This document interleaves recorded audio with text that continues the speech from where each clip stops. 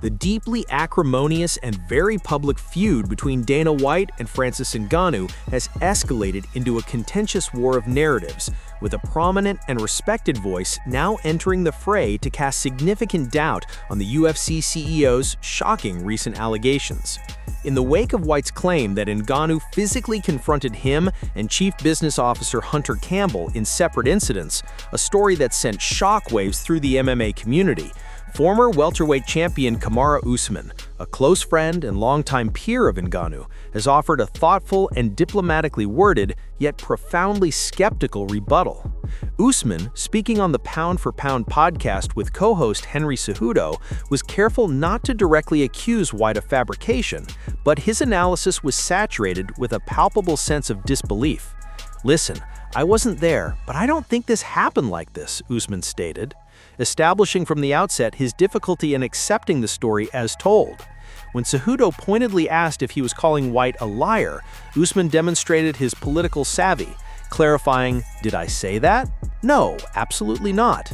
Instead, he focused on deconstructing the plausibility of the scene White described, a scene he found difficult to reconcile with the established power dynamics within the UFC's corporate structure. The core of Usman's skepticism lies in the mental image the story creates, one of a fighter not just arguing with, but physically manhandling the most powerful executive in the sport. "All I'm saying is, it's hard to believe to go to Dana White, 'Get back in your office, Dana, you're not the—' What? Get out your checkbook, get me $50K. And then, 'Oh, Hunter, you leaving? Get back here, Hunter, we're not done talking,'" Usman recounted, highlighting the sheer audacity such actions would require.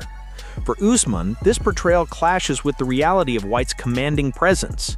He then delivered a nuanced comparison of the two men's auras, explaining why the alleged confrontation seems so implausible. He has that aura, but in just that sense, because Francis is a fighter and he has that scary aura.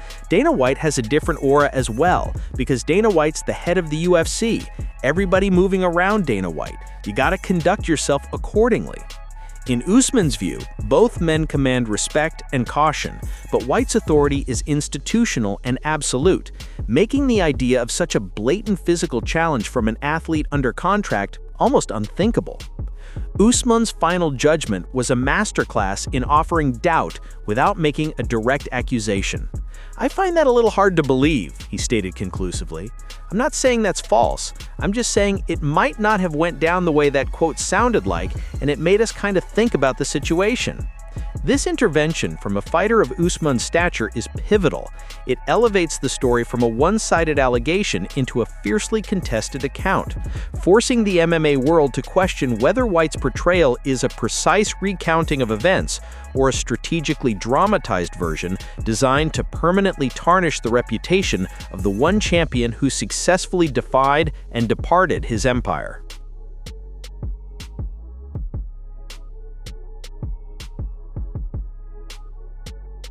In the unforgiving world of the UFC's lightweight division, where a single loss can derail months or even years of momentum, Dan Hooker is facing his latest setback with the same stoic, no-excuses mentality that has defined his career. Following a second-round submission loss to the formidable Arman Tsarukyan in the main event of UFC Qatar, the Hangman didn't search for alibis or lament his fate.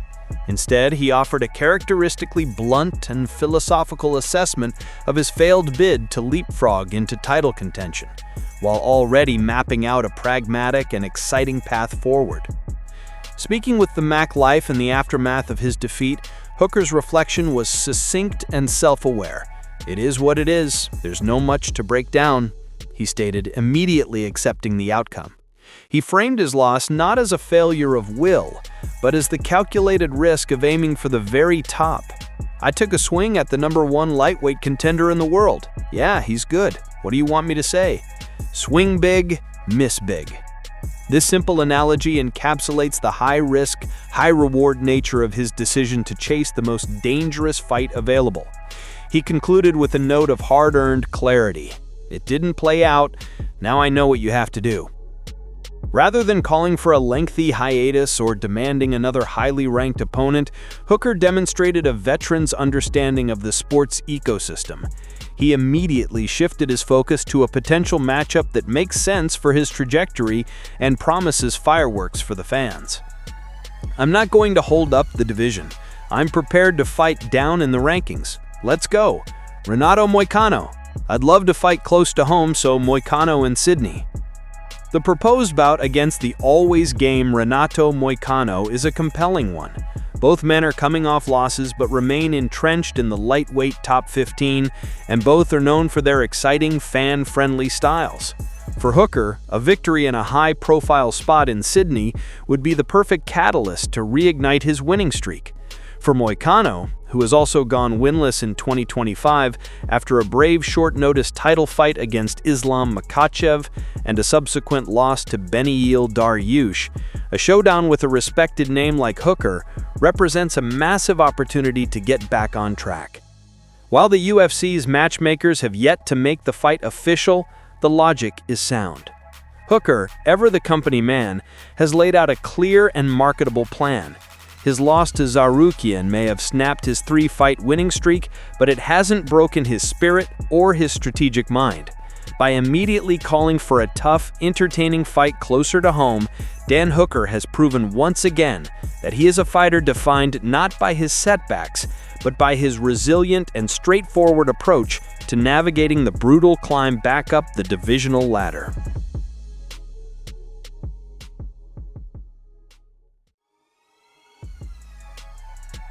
The combustible atmosphere of a major UFC fight week inevitably produces sparks, and the backstage area at UFC Qatar was no exception, as a heated spat erupted between two of the promotion's most prominent and outspoken figures, undefeated welterweight contender Ian Garry and reigning middleweight champion Khamzat Chimaev.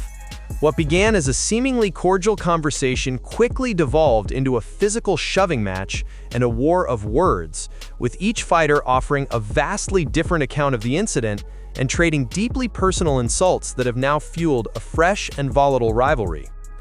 According to Ian Garry, who had just secured a pivotal victory over Bilal Muhammad on the main card, the confrontation was unprovoked and stemmed entirely from Chimaev's childish energy. Garry provided a detailed breakdown during the post-fight press conference, explaining that he approached Chimaev after first congratulating the night's main event winner, Arman Tsarukyan. "I went up to Khamzat. I said, 'Hey champ, what's up? When are we going to see you back?' He goes, 'I don't know, brother. Whenever.' Smash," he recounted. He described the interaction as initially calm, even including a friendly slap on the back. The situation changed, he claims, when security intervened. "We literally were just cool with each other, and then that childish energy comes out. 'Ah, fuck you, brother. Fuck you.' Boom. Tries to push me." Garry's response was to question Chimaev's maturity and respect for his friend Tsarukyan's moment. "I just turned around and went, 'You're meant to be a champion of this sport. You're a child. How about you calm down, slow down, and have a bit of respect for your friend over here instead of steal the headlines?'" He concluded his assessment with a scathing final verdict, labeling the champion's behavior as little dick energy and vowing, "I'll get him one day." Chimaev, however, presented a completely different narrative during Tsarukyan's media scrum. From his perspective, Garry's initial approach was disrespectful and designed purely to create hype. He punched like slapping my back. "If you want to show respect, respectfully touch somebody. That's what I tell him, touch somebody respectful. But he came like that to make some hype." The middleweight king then dismissed Garry with a cutting remark aimed at the welterweight's often noted stylistic inspiration, sneering, like, "You know that guy trying to be Conor McGregor? He never gonna be Conor. He's a shit fighter." With Chimaev holding the 185-pound title and Garry positioned for a welterweight title shot, an immediate showdown inside the octagon is unlikely. However, the bad blood is now undeniable and deeply personal. The incident has all the ingredients of a long-simmering feud: conflicting stories, a physical push, and insults that question both a fighter's character and his skills. This backstage clash ensures that any future interaction between the two will be charged with tension, setting the stage for a blockbuster grudge match somewhere down the line.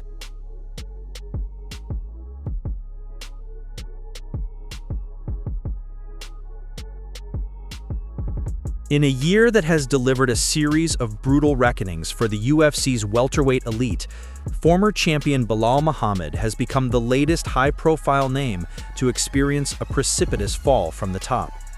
His unanimous decision loss to the surging Ian Machado Garry at UFC Qatar marks his second consecutive defeat, a first in his professional career, and leaves him facing the most uncertain and challenging chapter of his fighting life since losing the title just months ago. Entering the pivotal co-main event in Doha, Muhammad had the perfect opportunity to reassert his relevance in a division newly ruled by his former teammate Usman Makhachev. Instead, the fight unfolded as a stark replay of the issues that cost him his championship against Jack Della Maddalena. For the second fight in a row, Muhammad's vaunted wrestling, the cornerstone of his ascent to the top, was systematically neutralized. Garry, utilizing sharp footwork, a diverse kicking game, and impeccable takedown defense, rendered Muhammad's primary weapon useless, stifling all 7 of his takedown attempts. Forced into a stand-up battle, Muhammad found moments of success, but was consistently outmaneuvered and outstruck by the longer, more dynamic Irish contender. The statistical story is telling. In his 2 recent losses, Muhammad went a combined 3 for 16 on takedowns, with virtually no significant offensive output on the ground. Without the threat of his grappling to dictate the terms of the fight, he was left in a standing battle where his opponents held the distinct advantage. In the aftermath, a reflective but resolute Muhammad took to social media to address the setback. His message was one of gratitude and acceptance, but also an acknowledgement of the hard road that now lies ahead. "We couldn't get it done. Thank you, Doha, for the memories. Thank you to my team and family and friends that are with me no matter what, and thank you to anyone that's with me. Alhamdulillah for everything. I'm blessed to be here. We have work to do." That final phrase, "we have work to do," encapsulates the daunting task before him. The welterweight division has evolved rapidly, with a new champion and a new wave of strikers who have proven notoriously difficult to take down. For Belal Muhammad to climb back into the title picture, he must undertake a fundamental recalibration of his game. He must either find a way to reintegrate his wrestling against these elite-level defenders, or develop a striking arsenal potent enough to win firefights against the division's best. This loss is more than just another mark in the defeat column. It is a clear signal that the meta of the welterweight division has shifted. For Belal Muhammad, remember the name now carries a new meaning. It is a test of his ability to adapt, evolve, and overcome the glaring weakness that his last 2 opponents have so effectively exposed. The work to be done is not minor. It is the kind of soul-searching, technical overhaul that defines the latter stages of a fighter's career.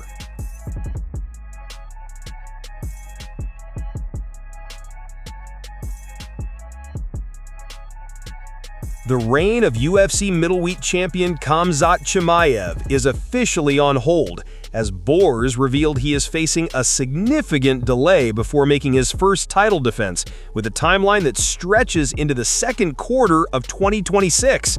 The undefeated champion, who was in Doha to corner his friend Arman Tsarukyan at UFC Qatar, delivered the news that a minor foot injury requiring surgery, combined with his observance of the holy month of Ramadan, will sideline him for the foreseeable future. Chimaev provided the update in an interview, outlining a clear sequence of events that pushes his return deep into the new year. "My return after Ramadan," Chimaev stated. "Right now, I have a small operation on my foot. I'll step away from training for a couple of weeks, heal my wound. So, we'll prepare after Ramadan. Whoever they give me, I'll face." This timeline creates a substantial gap in the 185-pound title picture. Ramadan is set to run from approximately February 17 to March 19, 2026, a period during which many Muslim fighters, including lightweight king Usman Makhachev, traditionally refrain from competition due to the rigorous daily fasting from dawn until sunset.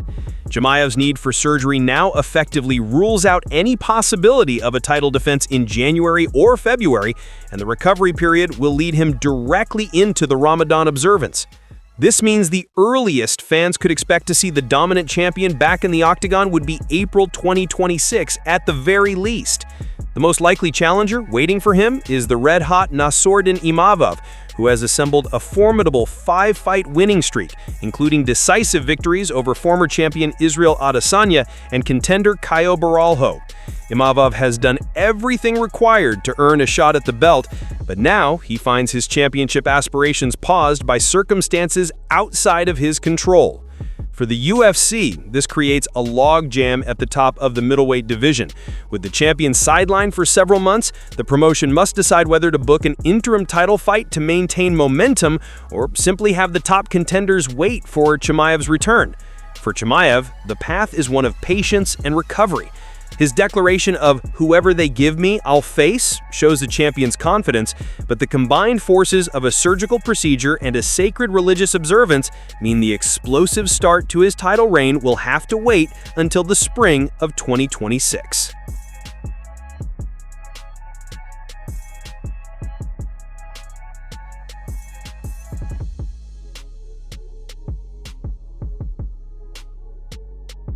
The long, uncertain wait for Conor McGregor's return to the UFC octagon may finally be approaching its end, fueled not by a standard pay-per-view main event, but by the unprecedented spectacle of a fight on the White House lawn. In the clearest signal yet that his comeback is being formally orchestrated, McGregor has been bestowed with a major symbolic gesture from the promotion, his own pair of custom-designed Venom shorts, placing him in an elite club of fighters like Alex Pereira and Israel Adesanya, and signaling that the machinery behind his return is now in motion. This development marks a significant shift in momentum for the Irish superstar. After his highly publicized withdrawal from UFC 303 last year, the narrative surrounding McGregor had shifted from when to if he would ever fight again. That skepticism has been dramatically overturned by the historic announcement of the UFC's White House event in 2026. A stage so grand it seemingly reignited McGregor's competitive fire. He immediately registered his interest, had a promising conversation with Dana White, and officially re-entered the USADA testing pool, ticking the essential procedural boxes for a future fight. The creation of custom fight shorts is the next, more tangible step in this process. During McGregor's initial rise, fighters had more sartorial freedom, but the era of exclusive Reebok and Venom deals standardized fight kits.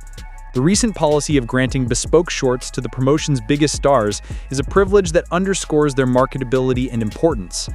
McGregor's design, featuring a green color scheme with a pattern of $100 bills in the Irish flag, is a perfect encapsulation of his personal brand, a fusion of national pride and immense, self-made wealth. This isn't just new gear, it's a uniform for his long-awaited return, tailor-made for the grandest stage imaginable. Adding concrete substance to the symbolism, McGregor's longtime head coach, John Kavanagh, has provided the most confident update in years. He recently stated that the team is 100% in, and revealed that McGregor has personally asked him to lay out a dedicated training program geared specifically toward a comeback. This moves the conversation from vague desire to active preparation. While the opponent for this White House spectacle remains a subject of intense speculation, the pieces are falling into place. The custom shorts and the coach's confirmation of a structured training plan transform McGregor's comeback from a hopeful rumor into a coordinated campaign.